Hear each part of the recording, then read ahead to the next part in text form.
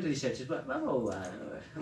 Xa me vou a páxina 3. Eu tamén fixo os deberes como ti, xa me teño que ir a páxina 3. No, pero empezando por aí. Digamos, o sea, no 2000, sí, os coitas ben, somos poucos. Pois no ano 2016 fomos a miña moza Inara e eu a vivir a Barcelona por tema de estudios e para traballar, vamos, buscar aí a vida.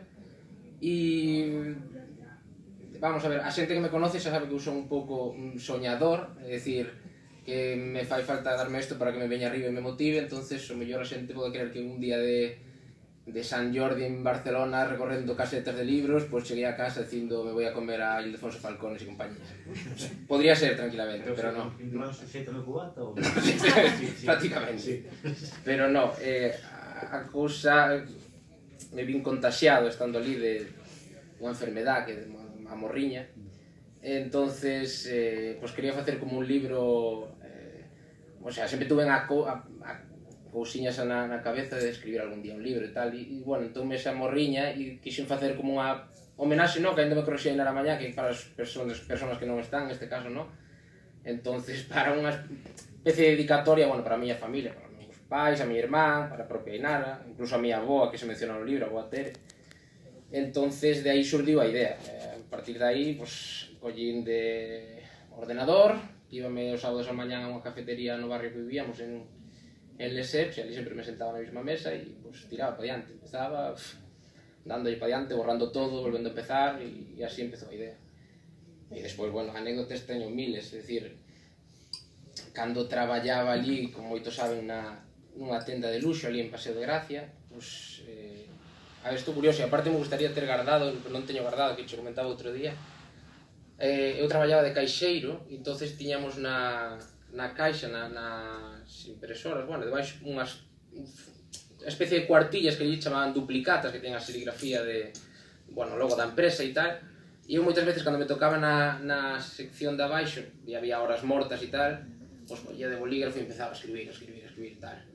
E despois a noite chegaba a casa e pasaba o ordenador e, bueno, aí empezou un pouco a anécdota de como empezar a escribir, e a verdad, empezou un pouco como unha broma, e foi medrando hasta chegar aí, é dicir... Bueno, como vos soñador xa tiña hasta escollido no 2000, non sei que empecé, 2018, hasta a chaqueta que levaría o día si presentaba, que menos mal que non a truxe, pero bueno, é normal. Pero bueno, de aí empezou a... Xa pasou de moda. Sí, a idea. Pero bueno, eu teño como tamén un guión preparado, non? Bueno, en primeiro lugar quería agradecer a Moncho que está fora por cedernos este espacio, porque, bueno, non abundan nin na nosa cidade, nin na sociedade en xeral, espacios sin ánimo de lucro e cedido para a cultura.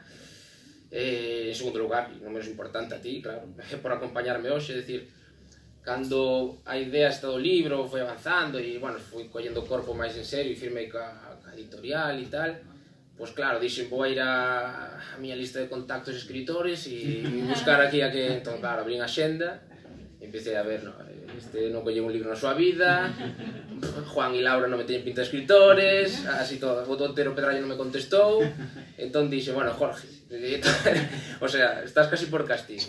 No, pero fora bromas, é un luxazo que estés aquí, é un luxazo que estés aquí comigo, porque o mismo que decías ao principio, eu, o sea, admiroche moito, o que decías ti, coincidimos desde que empezamos a falar moitas cousas, o sea, en gustos, incluso me enterei do incipiente afición de corredor que tes, o sea, que se suma todo. A los 49 anos. Sí. Pero, entonces, nada, para mí é un luxazo que estés aquí hoxe acompañando. E vou facer unha cousa que se chego a decir non me deixas, entonces afago, a teño aquí escondida e xa se teña tapado, porque Jorge acaba, bueno, Jorge ten escrito moitos libros, non como eu, que son un proto-escritor, e acaba de escribir hai breves, acaba de sacar este libro de... Permíteme, non, Jorge, quero facer. No. Da palabra salvaxe. No, porque está moi ben, porque aparte acabei de ler aí 10 días, 12 días. O inframundo salvaxe. No. E nada, que vos digo porque vos animo a comprar por unha pasada, o sea, eso non... Hai literaturas e literaturas, é dicir, bueno, eu estou empezando outro camiño, pero bueno, unha gozada, son 30 capítulos de distintas temáticas, o que lle dicía outro día, e me recordaba estas series dos, bueno, como moitos conocemos, dos Simpsons, destos capítulos de La Casa del Terror, que eran así un pouco utópicos e tal, e despois, bueno, hai moitos capítulos que poñen así contra un espello a sociedade, así, que a veces non se quere ver a sociedade en ese espello. Entonces un luxazo. Que máis? Nada, xa, como diría o Francisco Umbral, hemos venido a hablar aquí de mi libro, entón, eso. Inframundo, Eso. Pois nada, entonces, outra cousa que quería aclarar, o tema da autoría, porque o cartel que fixemos creou controversia porque puña autor Guillerme, que non é cousa miña, escritor Jorge. Entón moita xente me preguntaba, pero vamos a ver, tú eres autor, pero escribió Jorge, non? Non escribí, non eu, tal, non sei que, isto non son a... público que eu non escribí. Claro, isto non é non son as memorias del rei Juan Carlos, non, isto está escrito por min, o sea, non son faltaba. Pero bueno, eso, e... Podía ser, claro, pensaron que era